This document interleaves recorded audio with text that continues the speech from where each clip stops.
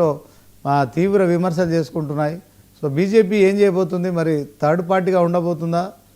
మూడో స్థానానికే పరిమితం అవుతుందా? సో ప్రజాస్వామ్యంలో కొంత విలువలు రక్షిస్తున్నాం మేము అని చెప్పుకునే బీజేపీ నాయకులుగా మీరేం చెప్తారు? ఒక చిన్న మాట మేము ప్రభుత్వాలను నిలదీయాలనా వద్దా? మీరు చెప్పండి. ప్రభుత్వాలను నిలదీయాలనా? సార్ ఒక మాట, మీరు రాజ్యాంగాన్ని గౌరవిస్తారు కదా? వెంకట్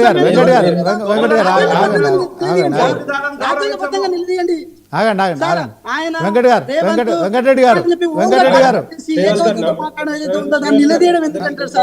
నమస్తే, నమస్కారం. నేను ఏమంటున్నా, ఇప్పుడు జూబ్లీ హిల్స్ ఎలక్షన్ అనేది అన్ని పార్టీలకు ముఖ్యమైంది. దాంట్లో ముఖ్యంగా భారతీయ జనతా పార్టీకి అతి ముఖ్యమైంది. భారతీయ జనతా పార్టీ ఎందుకంటే పార్లమెంట్ ఎన్నికలు కానీ లేకపోతే ఎమ్మెల్సీ ఎన్నికలు కానీ ఏ ఎన్నికలు వచ్చినా కూడా భారతీయ జనతా పార్టీ ముందంజలో ఉంది. ప్రజల ఆశీర్వాదము, అభివాదము, లేకపోతే వాళ్ళ ఆలోచన అంతా కూడా రోజు రోజుకు మీ పార్టీ మీద ప్రజలకు క్రేజ్ పెరుగుతోంది, ఓట్ల శాతం పెరుగుతోంది. 2 ఎమ్మెల్సీలు మీరే గెలుచుకున్నారు. ఓకే, ఈ అసెంబ్లీ ఎన్నికలు జూబ్లీహిల్స్ బైపోల్లో కిషన్ రెడ్డికి చాలా కీలకం. ఎందుకంటే ఆయన కేంద్ర మంత్రిగా ఉన్నారు. అదే క్రమంలో సికింద్రాబాద్ పార్లమెంటు పరిధిలోకి జూబ్లీహిల్స్ వస్తుంది కనుక ఈ ఓటమి నైతికంగా కిషన్ రెడ్డి గారికి ఓటమిగా భావించవచ్చా? ఏమంటారు చెప్పండి. అది ఇప్పుడు అంతకుముందు ఎలక్షన్ జరిగినప్పుడు 2023లో 28,666 ఓట్లు వస్తే కిషన్ రెడ్డి గారు పోటీ చేసినప్పుడు 65,000 ఓట్లు వచ్చినాయి. అంటే 65,000 ఓట్లు డెఫినెట్ గా ప్రజల ఆశీర్వాదం ఉన్నట్టే కదా. 65,000 పైచీలకే వస్తాయి తప్పితే ఎక్కడ కూడా తగ్గే ప్రసక్తి లేదు. మీరు చాలా మంది ఏమంటారంటే ఆ 2 పార్టీల మధ్యలో ఉందని చెప్పి అంటారు. నేను మరి పదే చెప్తా ఉన్నాను, హర్యానా గాని ఢిల్లీ గాని ఎవరైనా ఊహించిర్రా? ఎప్పుడైనా ఊహించిర్రా భారతీయ జనతా పార్టీ అధికారంలోకి వస్తాను? ఊహించిర్రా? ఒరిస్సాలో ఊహించిరా? పోనీ అలాంటిదే వెంకటరెడ్డి గారు మీద పక్కాగా గెలిచే అవకాశాలు ఉన్నాయి, దీంట్లో డౌట్ లేదు. వీళ్ళంతా కూడా ఏంటంటే అంతకుముందు బీఆర్ఎస్ పార్టీ గెలిచినా ఇప్పుడు ఈ రోజు కాంగ్రెస్ పార్టీ గెలవాలనుకున్నా కూడా ఒకటే ఆలోచన ఏంటంటే వాళ్ళది ఒక ఎంఐఎం మద్దతుతోటే, మైనార్టీల మద్దతుతోటి గెలిచే తప్పితే అంతకుముందు ఎట్టి పరిస్థితుల్లో ఆ 2 పార్టీలకి అక్కడ ఓటు బ్యాంకే లేదు. ఆ 2 పార్టీలకు ఓటు బ్యాంక్ లేకనే ఎంఐఎంతో పొత్తు పెట్టుకుంటా ఉంది. ఎంఐఎంతో చట్టపట్టలు వేసుకుంటా ఉన్నారు. అవకాశం కొద్ది వాడుకుంటా ఉన్నారు. అవకాశం వచ్చినప్పుడల్లా మైనారిటీలకి ఏదో ముందు పెట్టి బూచి చూపి మంత్రి పదవులు ఎరవేసి మంత్రి పదవి కూడా ఇస్తురంటే అపీస్మెంట్ పాలిటిక్స్ ఏ విధంగా ఈ తెలంగాణ ప్రజల్లో, తెలంగాణ రాష్ట్రంలో ఏ విధంగా పోతా ఉన్నాయో అర్థమైతా ఉంది. కాంగ్రెస్ పార్టీని చూస్తే నిజంగానే జాలేస్తుంటది. అరే అంటే తెలియని ఇప్పుడు ఈ టైంలో మంత్రి పదవి ఇవ్వడం అనేది కరెక్టా కాదనేది ప్రజలు డిసైడ్ చేస్తారు. మీరు ఓటు బ్యాంక్ పాలిటిక్స్ కోసమే మీరు పోతా ఉన్నారంటే డెఫినెట్ గా ఈ ఎన్నికే కాదు, లోకల్ బాడీ ఎలక్షన్స్ కానీ జిహెచ్ఎంసీ ఎలక్షన్ కానీ మాకు కీలకం. డెఫినెట్ గా మేము పక్కాగా గెలుస్తాం. ఎందుకంటే మీరు టైం వచ్చినప్పుడల్లా మంత్రి పదవులు లేకపోతే పదవులు లేకపోతే డబ్బు ఎలా చూపి మీరు అధికారంలో ఉంటాం, ఓటు బ్యాంకు పెంచుకుంటాం, లేకపోతే పదవులు గెలుస్తామని చెప్పి అంటే మాత్రం డెఫినెట్ గా తెలంగాణ ప్రజలు ఏవైతే బీఆర్ఎస్ పార్టీని ఏ విధంగా ఓడించారో బీఆర్ఎస్ పార్టీ కూడా ఎప్పుడు ఊహించలేదు. 3వ సారి పక్కాగా అధికారంలోకి వస్తా అనుకున్నారు. కేసీఆర్ ఎప్పుడు కూడా మరి అంత మూడోసారి వస్తామని, మూడోసారి భారతీయ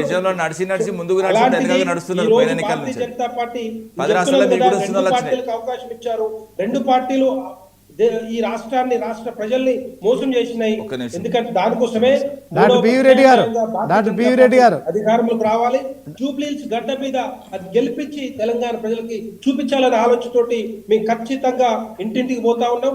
ఇంటింటికి కాంగ్రెస్ పార్టీ చెప్పిన హామీలు కానీ, ఇచ్చిన హామీలు కానీ, వాగ్దానాలు కానీ, బీఆర్ఎస్ పార్టీ ఏం చేసిందో 9 సంవత్సరాలు అవన్నీ కూడా కూలంకషంగా ఇంటింటికి వెళ్ళి చెప్తా ఉన్నాం. కాబట్టి డాక్టర్ పివిరెడ్డి గారు నేను ఒక ప్రశ్న అడుగుతున్నా. ఇప్పుడు బీఆర్ఎస్ కాంగ్రెస్ నిజంగానే ఒకరిపై ఒకరు విమర్శలు చేసుకుంటున్నారు. 10 ఏళ్ళ అధికారంలో ఉన్న బీఆర్ఎస్ పార్టీ జూబ్లీహిల్స్లో ఎలాంటి అభివృద్ధి చేయాలని కాంగ్రెస్ ప్రచారం చేస్తుంది. అదే క్రమంలో బీఆర్ఎస్ కూడా తిప్పి కొడుతోంది.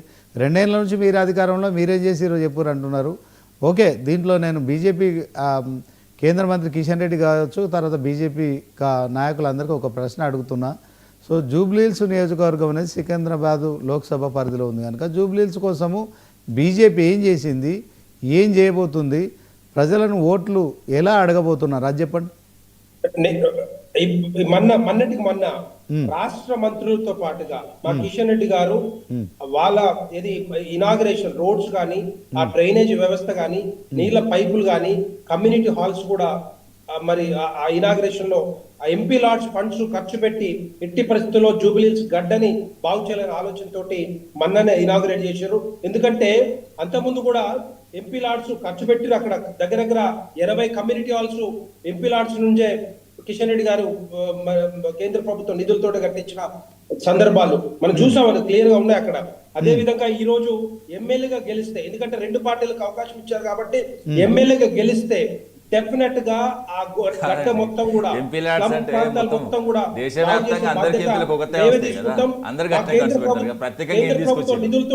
కేంద్ర ప్రభుత్వం నిధులతోటే బాగు చేసే అవకాశాలు ఉంటుంది తప్పితే ఈ రాష్ట్రంలో కాంగ్రెస్ నుంచి గెలిచిన ఎమ్మెల్యే గానీ, బీఆర్ఎస్ నుంచి ఎమ్మెల్యే గానీ ఎట్టి పరిస్థితుల్లో బాగు చేయలేని పరిస్థితి కనపడతా ఉంది. రైట్, ఓకే వెంకటరెడ్డి గారు, right, okay okay okay okay MP LADS తో మీరు అభివృద్ధి చేశారు. Okay, thank you. వెంకట్ గారు ఏం చెప్తారు? వెంకట్ గారు, కాంగ్రెస్ నాయకులు వాయిస్ వినబడుతుందా? ఓకే చెప్పండి. సార్ నా వాయిస్ వినబడుతుందా? వినబడుతుంది సార్. సార్ ఒకటే అంటున్నాం సార్. సరే, రాజకీయ పార్టీలుగా అందరికి ఛాలెంజెస్ ఉంటాయి, అందరికి మేము ఇంత గెలుస్తాం ఉంటుంది. కానీ మేమేమంటాం, మా కాన్ఫిడెన్స్ చెప్తున్నాం సార్. మా కాన్ఫిడెన్స్ తప్పు పెట్టే రైట్ మళ్ళీ రాజకీయ పార్టీలుగా వాళ్ళకు లేకపోవచ్చు, కేవలం జయరాం సార్కే ఉంటుంది. సో మేమైతే 30,000 నుంచి 40,000 మెజార్టీతో అదే జూబ్లీస్ లో గెలవబోతున్నాం. ఒక బీసీ బిడ్డకు ప్రాధాన్యత ఇచ్చినాము. ఆ ప్రాతినిధ్యం అసెంబ్లీలో రాబోతున్నది. మంచిది చెడుగా కేవలం కాదు, బస్సులో ఉండే ఒక దిశానిర్దేశం అవుతుండు. ఒక మంచి నాయకుడు అక్కడ ఉన్నాడు కాబట్టి 30,000 నుంచి 40,000 మెజార్టీతో వస్తున్నాము. వెంకట్ గారు, డాక్టర్ పివి రెడ్డి గారు ఏమడుగుతున్నారంటే మీకు ఎందుకు ఓటేయాలి, మీరు ఏం చేసిరని అడుగుతున్నారు, చెప్పండి. 2 మాటలు చెప్పండి సార్. నేను ఒకటి అడుగుతున్నా సార్. నిజంగా చెప్పాలంటే ఈ క్వశ్చన్ మేము అడగాలి, కానీ మేము అడగాలి. జూబ్లీ ప్రజలు బీజేపీకి ఎందుకు ఓటేయాలి, బీజేపీకి ఏమైనా సంబంధం ఉందా, బీజేపీకి అవసరం లేదు కదా, ఓటేయాల్సిన అవసరం లేదు కదా అని చెప్పి జూబ్లీస్ ప్రజలు అనుకుంటారు. ఆల్రెడీ జూబ్లీస్ లో ఏది మన బీజేపీకి ఆ థర్డ్ పొజిషన్ ఏదైతే ఉందో అది బీజేపీ అవసరం లేదు అనుకుంటారా వెంకట్ గారు? బీజేపీకి ఓట్లు పడాయంటారా? 65,000 ఓట్లు పడ్డాయి కిషన్ రెడ్డి గారికి రీసెంట్ గా పార్లమెంట్ కు. దాంట్లో సగం పడవచ్చు సార్. ఎందుకని తగ్గిపోతుంది? అది అంచనా సార్, అది తగ్గిపోతుంది, అది అంచనా. మా పార్టీ నుంచి బీజేపీ ఫైనల్ గా 4 లక్షల మంది ఓటర్లు ఉన్నారు వెంకట్ గారు. నేను చెప్తా, 4 లక్షల మంది ఓటర్లు ఉన్నారు. అందులో 50% పోల్ అయితే 2 లక్షల మంది మాత్రమే ఓటు హక్కును వినియోగించుకుంటున్నారు. 3 పార్టీలు అంటే 70,000 ఓట్లు, 75,000 ఎవరైతే ఓట్లు గెలుచుకోగలుగుతారో వాళ్ళు జూబ్లీహిల్స్